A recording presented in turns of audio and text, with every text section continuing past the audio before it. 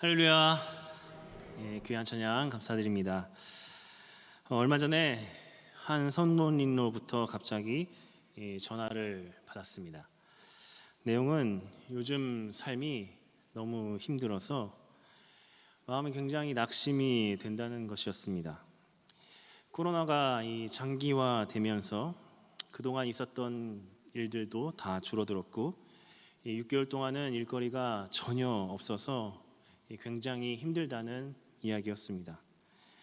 이 성도님들 외에도 요즘에는 많은 분들이 힘들어하시는 것 같은데 제가 깜짝 놀란 거는 그 성도님이 밤에 잠이 오지 않고 심지어는 나쁜 생각을 하게 된다는 것입니다. 그 이야기를 듣고 너무 놀라서 제가 여러 이야기로 위로해 드리고 또 함께 기도했습니다. 그리고 이 전화를 끊고 이 마음이 무겁고 이 안타까운 마음이 들었습니다. 얼마나 힘이 들면 이런 생각까지 하게 되었을까? 정말 힘든 시기를 보내는 성도님들이 참 많구나라는 생각이 들면서 평안한 마음을 정말 하나님이 주시기를, 그렇게 또 회복의 은혜를 주시기를 간절히 기도했습니다. 근데 그러면서도 제 마음에 드는 생각은 성경을 보면 하나님은 우리 성도들이 낙심하지 말아야 한다라고 말씀하시는 그 말씀 구절들이 생각이 났습니다. 여러분, 많은 말씀에서 하나님은 우리 성도가 낙심하지 마라, 흔들리지 마라, 걱정하지 마라, 염려하지 마라, 두려워하지 마라, 수많은 말씀 속에서 우리에게 말씀하십니다. 시편 42편 11절에서는 왜 어찌하여 낙심하냐, 넌 소망을 하나님께 두라, 이렇게 이야기를 합니다. 분명한 건 우리 하나님은 우리가 이 세상을 살아가면서 낙심하지 않기를 원하신다는 겁니다. 오늘 고린도후서 4장의 말씀입니다. 여기서도 하나님은 바울을 통하여 성도는 낙심하지 않음을 말씀하고 계십니다.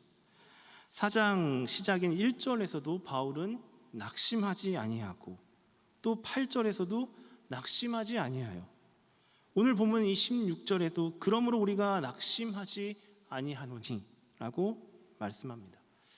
세 번이나 4장에서 무려 3번이나 반복해서 낙심하지 않는다라고 말씀하고 있습니다. 지금 이 바울의 상황도 분명히 쉽지 않은 상황입니다. 자신이 사도로서 많은 비난을 당하는 상황이고 복음을 전하면서 핍박을 받는 그런 상황입니다. 근데 그 상황에도 낙심하지 않는다는 겁니다. 낙심하게 되는 상황인데, 낙심할 수밖에 없는 그런 상황인데 낙심하지 않는 것, 이것은 우리가 성도로서 매우 중요한 믿음의 모습이라는 겁니다. 더 나아가서 성도가 낙심하지 않아야 하는데 그것에는 오늘 분명한 이유가 있다라고 말씀합니다. 고린도후서 이 4장의 말씀을 함께 나누면서 우리가 성도로서 낙심하지 않고 소망을 찾는 그런 은혜가 있으시기를 주님의 이름으로 간절히 축복합니다. 오늘 보면 16절을 먼저 우리 같이 함께 읽어보겠습니다. 16절 같이 읽습니다. 시작. 그러므로 우리가 낙심하지 않으니 우리의 겉사람은 낡아지나 우리의 속사람은 날로 새로워지도다. 아멘. 오늘 16절을 보면 이 고린도후서 4장의 이 결론 부분에 해당하기도 합니다. 이렇게 이야기합니다. 그러므로 우리가 낙심하지 아니하노니라고 말하고 있습니다. 그러므로 앞에서 이러이러한 내용 때문에 낙심하지 않는 거죠. 16절 말씀뿐만 아니라 이 16절은 앞에 부분하고도 연결이 되어 있습니다. 사도 바울이 낙심하지 않는 그 이유를 말하는데 앞에서 바울이 생각한 핵심 2가지를 요약한다면 이렇게 요약할 수 있습니다. 하나는 하나님의 긍휼하심이고 또 하나는 하나님의 크신 능력이라고 말할 수 있습니다. 여러분, 앞에 1절을 보시면 이렇게 되어 있습니다. 우리가 이 직분을 받아 긍휼하심을 입은 대로 낙심하지 아니하고, 1절에서 바울은 낙심하지 않는 그 이유를 하나님이 자신에게 베풀어 주신 그 긍휼하심, 그 은혜 때문에 낙심하지 않는다고 말하고 있습니다. 하나님의 긍휼하심을 깊이 생각했습니다. 하나님이 자신을 긍휼히 여겨주십니다. 죄인인 자신을 친히 찾아와 주셔서 그렇게 예수님을 핍박하고 그랬는데 주님이 자신을 만나주시고 구원의 은혜를 베풀어 주십니다. 거기에 그런 연약한 자신을 주님은 그 복음의 사도로서 직분을 주셨다는 겁니다. 자신을 긍휼히 여겨주시는데 복음을 알게 하시는 것, 그것으로 끝나는 게 아니라 이 직분을 받아 복음의 이 사명을 받아서 감당할 수 있게 하신 것, 그렇게 긍휼을 베풀어 주신 것 때문에 자신은 낙심하지 않는다는 겁니다. 이런 하나님의 이 긍휼하심을 깊이 생각해 보니까 그런 은혜 때문에 낙심하지 않는 거죠. 여러분, 우리도 마찬가지입니다. 우리가 낙심하지 않을 수 있는 그 이유 가운데 하나님이 우리를 긍휼히 여겨주시는 거예요. 그냥 단순히 긍휼히 여겨주시는 게 아니라 그 안에는 우리를 구원하시고 또 우리를 복음의 사명자로 우리를 불러주신다는 겁니다.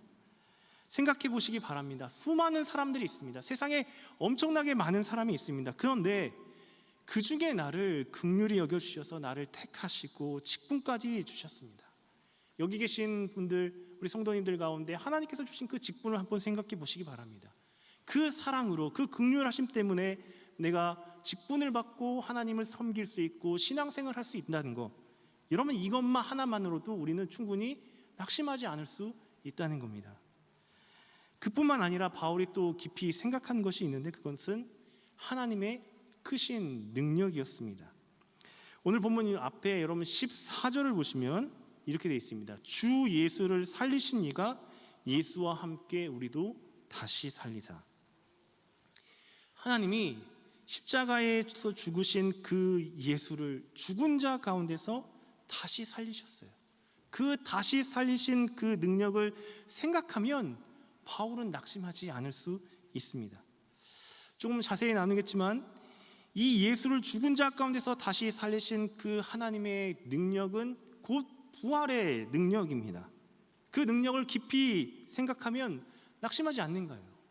왜냐하면 그 크신 능력으로 우리도 다시 살리실 수 있으니까입니다. 예수와 함께 우리도 다시 살리사, 그 능력으로 우리를 살리실 수 있다는 겁니다. 여러분, 이것도 당연합니다. 부활의 능력인데 나도 예수님과 함께 다시 살아날 것을 우리가 정말 확신하고 믿는다면 낙심하지 않을 수 있는 거죠. 여러분, 보통 장례식장 가면 우리가 부활의 메시지를 많이 선포합니다. 이 부활의 능력만이 바로 죽음을 이길 수 있기 때문입니다. 여러분, 사망과 죽음, 이 순간에 슬픔 가운데 있는데 어떻게 우리가 소망을 가질 수 있습니까?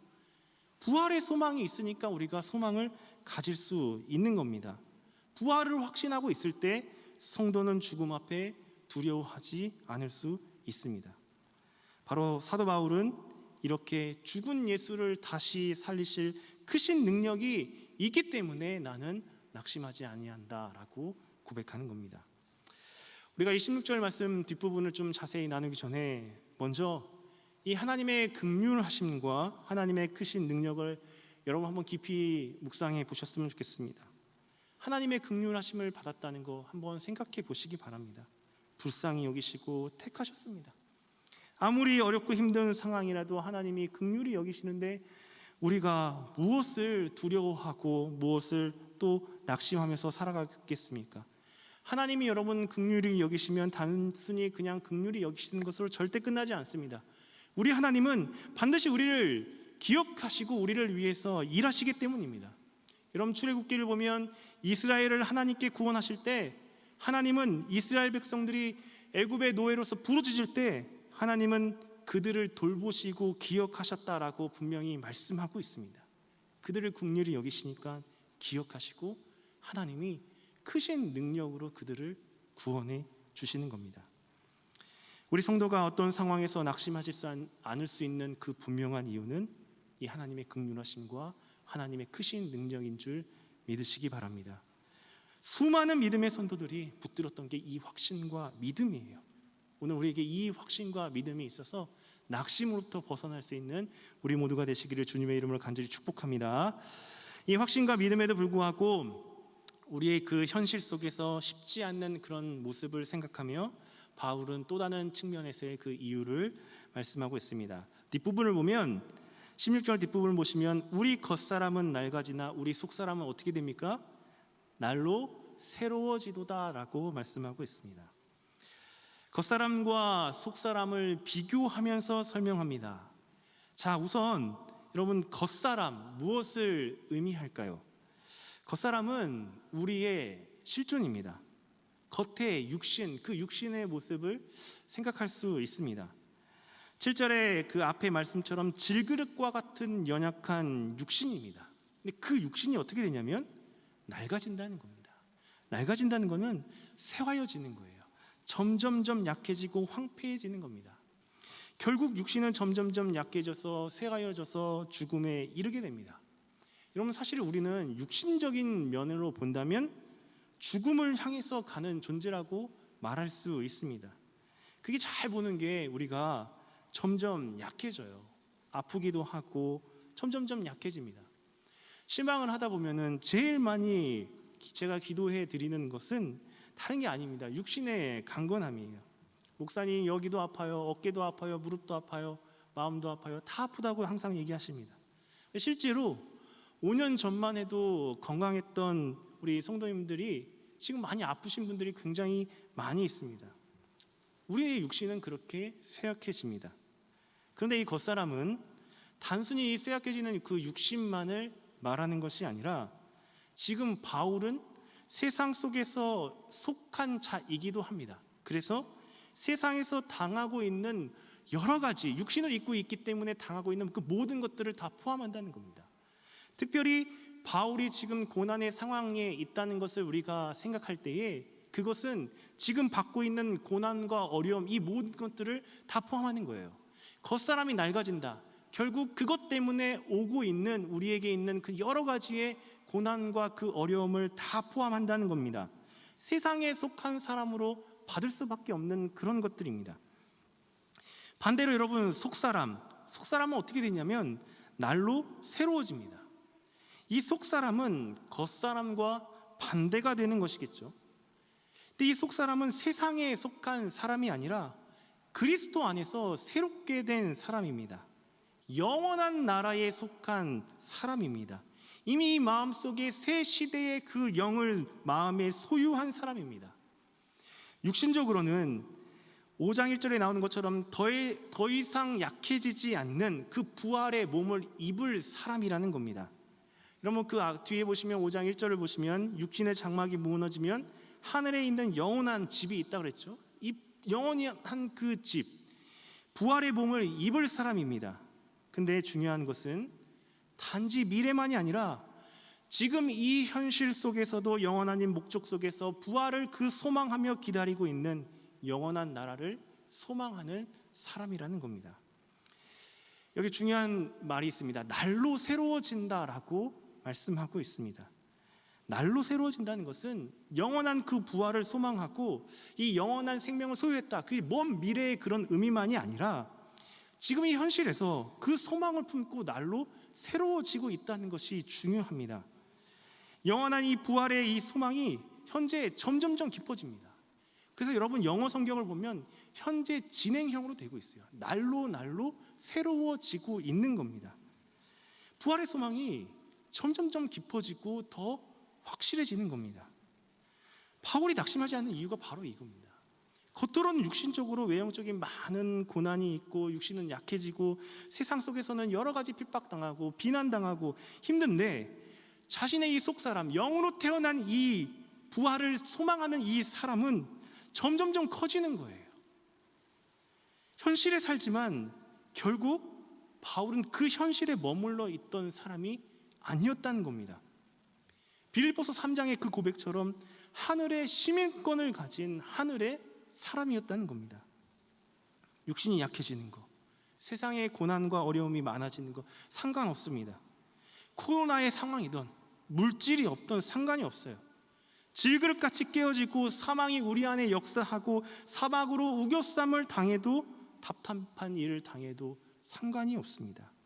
그런 상황 속에서도 질그릇 안에 이 보배를 가졌고 예수의 생명이 있어서 그 완전한 그 생명으로 하나님께 더 가까이 나아가고 있기 때문에 낙심하지 않는다는 겁니다. 여러분, 저는 이 말씀을 묵상하면서 우리 진짜 성도가 이것이 낙심하지 않을 수 있는 중요한 이유라고 확신합니다.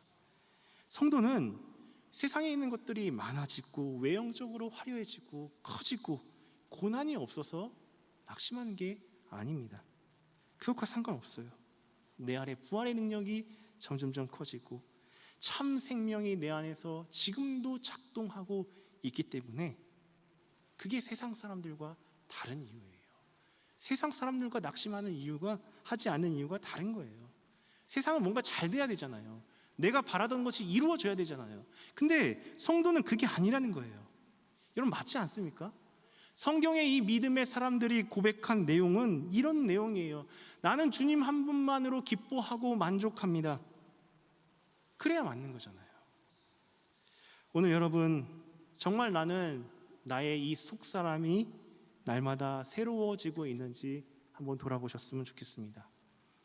정말 내 안에 성령께서 역사하셔서 내 안에 이 속사람이 날로 새로워질 수 있는 그런 은혜가 간절히 있으시기를 주님의 이름으로 축복합니다. 이런 확신과 믿음이 있으면 여러분, 실제로 현실을 살아가면서 관점과 방식이 달라집니다. 바라보는 것이 달라집니다.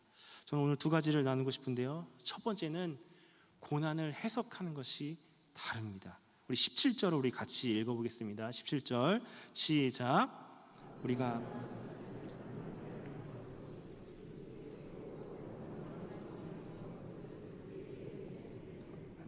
아멘. 지금 하나님의 긍휼하심과 크신 능력을 확신하고 속사람이 날로 새로워지니까 여러분, 환난과 고난을 어떻게 바라보고 있냐면 우선은 잠시예요. 잠시. 고난을 받는 것이 잠시 받는 것이라고 생각합니다. 반대로 이 속사람이 누리는 영광은 영원하다라고 말하고 있습니다. 장차 있을 영광, 그 영원한 영광에 비해서 지금 받는 고난이 잠시라고 이야기하고 있습니다. 여러분, 그렇지 않아요? 우리가 고난 받을 때 진짜 낙심하게 되는 거는 이 고난이 계속된다는 거, 그게 힘든 거잖아요. 끝나지 않을 것 같다, 이것이 우리의 마음을 무너지게 하고 낙심하게 하는 것 같습니다. 근데 성도는 고난을 그렇게 생각하지 않아요. 그냥 잠시예요. 잠시. 고난은 잠시 있는 것이고 그 끝에 영원한 영광이 있는 거예요. 그 영원한 영광을 보니까 지금 이 고난, 그것에 비하면 고난은 하나의 점밖에 불과한 거예요. 그렇게 바라본다는 겁니다. 로마서 8장 18절 말씀이 생각납니다. 생각하건대 현재의 고난은 장차 우리에게 나타날 영광과 비교할 수 없도다. 믿으십니까? 현재의 고난은 장차 우리에게 나타날 그 영광과 비교할 수 없는 거예요. 그러면서 운동선수들이 올림픽 나갈 때 정말 열심히 훈련합니다. 모진 고난과 훈련을 다 참으면서 그렇게 훈련합니다. 왜 그렇습니까? 그 경기에 나가서 받을 그 영광을 생각하는 거예요. 그 영광을 받으면 지금 잠시 받는 그 어려움과 힘든 거는 아무것도 아닌 게 된다는 겁니다. 속사람이 날로 새로워지는 성도는 이렇게 고난을 해석하는 겁니다. 여러분, 우리가 왜 낙심합니까? 고난을 그냥 고난으로 해석하고 있어요. 나에게 왜 이렇게 힘들까? 지금 왜 이렇게 어려움이 있을까? 그냥 고난으로 그냥 늘 끝나요. 그냥. 그런데 고난 끝에 이 부활의 영광이 있다는 것을 믿는다면, 아니 요한복음의 말씀처럼 고난이 영광이 된다면, 고난 속에서도 하나님의 크신 계획과 구원의 뜻이 있다는 것을 깨닫는다면 고난은 더 이상 고난이 아닌 게 되는 것입니다. 바울이 복음을 전하면서 그토록 매를 맞고 핍박을 당하고 힘든데 어떻게 견디었을까 묵상이 됩니다. 장차 있을 그 영광, 복음 증거를 통해서 많은 영혼이 구원받고 하나님의 뜻과 그 계획이 이루어진다는 것을 생각하면 견딜 수 있는 거죠. 여러분, 우리 지금 교구에서 우리 믿지 않는 남편을 위해서 기도합니다. 또 가정에 믿지 않는 가족들이 여러분 있습니다. 힘들죠. 10년 동안 기도했고 20년 동안 기도했는데 잘 안 바뀐다고 이야기하시는 분들이 계십니다. 그러면 막 포기하고 싶은 마음이 들 수도 있을 것 같아요. 그런데 한번 생각해 보시기 바랍니다. 그 고난 끝에 정말 그 가족들이 예수님을 믿고 영접하고 그래서 우리 가정이 구원의 가족이 되기만 한다면 여러분 지금 그 고난 때문에 그냥 힘들다고 그만두시겠습니까? 그렇지 않잖아요. 결국 고난 끝에 지극히 크고 영원한 그 영광이 있다는 것을 믿는다면, 고난이 정말 영광이 된다면 우리에게 고난은 더 이상 고난이 아닌 줄 믿으시기 바랍니다. 성도가 바로 낙심하지 않고 고난을 해석하는 모습이 바로 이것입니다. 오늘 우리에게 이런 깨달음이 있었으면 좋겠습니다. 진짜 고난이 고난으로 끝나지 않는 거예요. 고난이 영광으로 변화될 수 있는, 그렇게 우리에게 성령께서 깨닫게 해주시는 은혜가 있으시기를 주님의 이름으로 축복합니다. 두 번째는 우리가 주목하고 바라보는 것이 달라집니다. 앞에서 본 것처럼 이 영원한 영광을 주목하고 바라보는데, 여러분 18절을 보면 그 영원한 영광은 보이는 것이 아니라 보이지 않는 것입니다. 우리 18절도 우리 같이 함께 읽어보겠습니다. 18절 시작. 우리가 주목하는 것은 보이는 것이 아니요 보이지 않는 것이니 보이는 것은 잠깐이요 보이지 않는 것은 영원함이라. 아멘. 그럼 우리가 주목하는 것, 그거 무엇입니까? 보이는 것이 아니라 보이지 않는 것이라고 말합니다. 보이는 것은 잠깐이에요. 그리고 보이지 않는 것은 영원하다 합니다. 보이는 잠깐의 고난에 주목하는 것이 아니라 보이지 않는 그 영원한 영광에 주목한다는 겁니다. 여기 주목하다라는 이 말은 여러분 시선을 고정하는 겁니다. 한 곳에 집중하는 겁니다. 그런데 여기에는 그렇게 집중할 때 의도와 목적이 있습니다. 분명한 목적이 있습니다. 보이지 않는 영광에 참여하겠다는 아주 강렬한 의지를 가지고 시선을 고정하는 거예요. 보이지 않는 것을 보겠다는 강력한 그 의지로 집중하는 거라는 겁니다. 또 이 말은 반대로 눈에 보이는 것은 절대로 보지 않겠다는 분명한 의지와 목적도 함께 있는 것입니다. 이 말씀을 이해하는 게 참 중요합니다. 우리가 보이지 않는 이 속사람인데 진짜 집중해도 우리는 겉사람을 입고 있는 것이 우리의 현실입니다.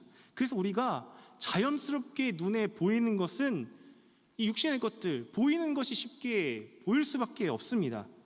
우리 육신은 그냥 보이는 것을 그대로 자연스럽게 봅니다. 당연합니다. 힘든 상황이 오면 그냥 힘든 게 보이는 거예요. 이래서 힘들고 저래서 힘들고 눈에 그냥 다 보이는 거예요. 왜냐하면 우리는 겉사람을 입은 현실에 사는 사람이기 때문입니다. 우리의 의지로, 그렇기 때문에 노력하여서 강한 의지를 가지고 이 눈에 보이는 것을 보지 않고 보이지 않는 것을 보려고 해야 한다는 거예요. 그게 바로 주목한다는 겁니다. 힘든 상황은 눈에 보이는 것입니다. 그냥 보여요. 이거 다 그냥 내가 노력하지 않아도 보일 수 있다는 겁니다. 그러면 낙심할 수밖에 없어요. 눈에 보이는 게 보이는 거니까. 그래서 바울이 이렇게 얘기하는 겁니다. 우리가 주목하는 것은, 진짜 주목해야 하는 것은 우리 앞에, 눈앞에 펼쳐지고 있는 그것에 의해서 우리의 인생이 결정되지 않게 하기 위해서 의지를 가지고 주목해야 하는 것은 보이지 않는 영원한 것이라고 말씀하고 있다는 겁니다. 그럼 자꾸 보려고 해야 돼요. 보이지 않는 것을 보려고 해야 돼요. 내 안에 영광의 빛이 있다는 것을 보려고 해야 되고, 나에게 부활의 소망이 있다는 것을 보려고 해야 되고, 나에게 하나님의 긍휼하심, 하나님의 크신 능력이 지금도 임하고 있다는 것을 보려고 해야 된다는 거예요. 속사람에서 성령이 지금도 역사하고 날로 새로워지고 있다는 것을 자꾸 우리가 의지를 가지고 봐야 한다는 겁니다. 여러분, 그래서 우리가 이 말씀을 묵상하면서 질문하는 것은 이거예요. 지금 우리가 주목하고 있는 것이 무엇이냐? 다시 얘기하면 오늘 제목이기도 한데, 내가 의지를 가지고 주목하고 있는 것이 무엇이라는 거냐? 나는 오늘 무엇을 주목하고 있습니까? 여전히 눈에 보이는 거, 남들 보는 거, 세상 사람들에 속해서 겉사람들이 보고 있는 거 보고 있다면 여러분, 낙심할 수밖에 없는 것이 우리 인생입니다. 그게 우리의 낙심의 진짜 이유예요. 진짜 성도는 낙심할 수 없는데 하나님은 분명히 그렇게 우리를 부르셨는데 낙심한다면 우리가 지금 주목하고 있는 게 분명히 잘못되고 있는 거죠. 얼마 전에 저는 어떤 한 말 때문에 마음이 참 불편했습니다. 마음이 상했습니다. 근데 제가 그 말을 보고 든 생각이 무엇이냐면, 그러면 안 되는데 저도 그 말을 하는 사람에 대해서 외적으로 평가를 하는 겁니다. 아니, 그런 말을 할 자격이 있나? 그때 제가 생각한 것이 있습니다. 결국 우리가 마음이 상하고 우리 안에서 이 현실에서 살아가면서 부딪히는 것은, 눈에 보이는 이 겉사람, 겉에 있는 것들이 서로 부딪히니까 이렇게 불편한 것들이 되는구나. 세상 속에서 외적인 것, 속사람에 속한 것 아닌 것들이 이렇게 부딪히는구나. 외적인 성공들, 외적인 번영의 마음을 빼앗기면 하나님이 주시는 것들이 보이지 않는구나 생각하게 되었습니다. 여러분, 맞지 않습니까? 우리에게 하나님께서 주시는 그 열매들은 분명히 눈에 나타나지만 겉사람에 있는 것들이 아니에요. 성령의 열매를 보세요. 사랑, 온유, 절제, 평강, 삶으로 나타나지만 외적인 겉사람의 것들이 그것들은 아니라는 겁니다. 속사람의 것들이에요. 우리가 감당하는 교회의 일은 영적인 일입니다. 육적으로 감당할 수 없습니다. 아무리 내가 힘을 많이 가지고 있어도, 능력을 가지고 있어도 내가 하는 게 아니에요. 하나님의 일은 하나님이 하시는 겁니다. 하나님이 하시는데 우리는 그것을 보는 거예요. 그 영광을 보는 거예요. 그 도구예요. 눈에 보이는 겉사람의 사람의 그 칭찬도 비난도 사실은 다 잠시입니다. 어쩌면 과장되어 있을지도 모릅니다. 여러분, 칭찬하는 거 한번 잘 보세요. 내가 가지고 있는 것보다 더 많이 그냥 거칠로 칭찬하는 경우도 굉장히 많아요. 비난 같은 경우도 그냥 잠시예요. 지나가요. 그런데 우리는 그것에 마음을 다 빼앗기고 쏟고 살아간다는 겁니다. 여러분, 사순절 기간 무엇을 주목하고 무엇을 묵상하고 계십니까? 입으로는 주님의 십자가를 묵상한다고 하는데 십자가는 결코 눈에 보이는 능력이 아닙니다. 육신의 눈으로 보면 초라하고 비참합니다. 그런데 성도의 눈, 믿음의 눈으로 보면 십자가는 생명이고 능력입니다. 죽은 영혼을 살릴 수 있는 능력이에요. 우리는 그것을 믿고 따르는 자입니다. 그래서 땅에 한 알의 밀이 되어 떨어져서 죽어 생명을 얻는 것입니다. 그게 십자가입니다. 그런데 우리 삶에 그 십자가의 삶이 없다는 겁니다. 세상의 영광만 있고 눈에 보이는 결과만 있습니다. 어떻게 그러면 보이지 않는 영광을 우리가 볼 수 있겠습니까? 그래서 우리는 정말 보이지 않는 진짜를 보려고 여러분 주목하셔야 합니다. 의지를 다해서 시선을 고정하셔야 돼요. 사단은 지금도 눈으로 보이는 것으로 우리를 유혹합니다. 세상의 가치관들, 세상의 방법들, 또 잘못된 그 진리를 가지고 우리를 끊임없이 유혹해요. 여러분, 어떻게 해야 되겠습니까? 단호하게 거절해야 돼요.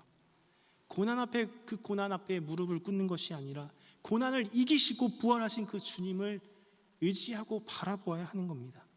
무엇보다도 날마다 내 안에 이 속사람이 하나님 앞에서 성숙하도록, 하나님께 더 가까이 가며 그런 믿음의 삶을 살아가도록 해야 하는 거예요.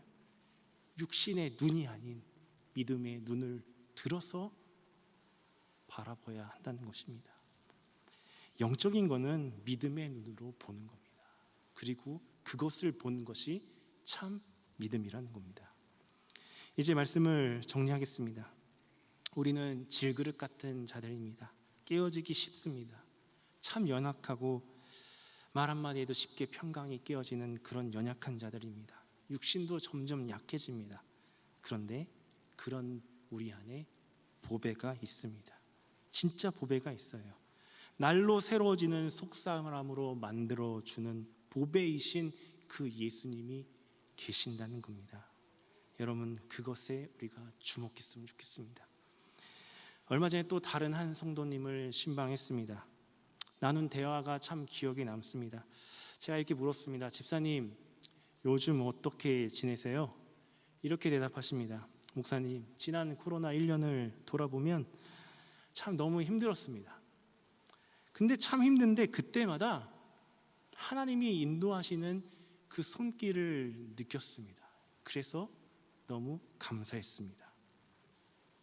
제가 그 말 듣고 집에 오면서 마음이 참 좋았어요. 곰곰이 생각해 보니까 그 집사님 말이 맞아요. 아, 그것이 성도의 삶이구나.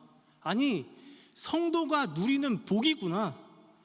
뭔가 차고 넘쳐나서 그게 복이 아니라 어려운 상황인데 그 상황 속에서 하나님을 깊이 만나고 그 하나님이 날마다 속사람을 새롭게 해주시는 것, 영원한 것을 주목하면서 살아가는 것이 진짜 복이구나라고 생각을 하게 되었습니다.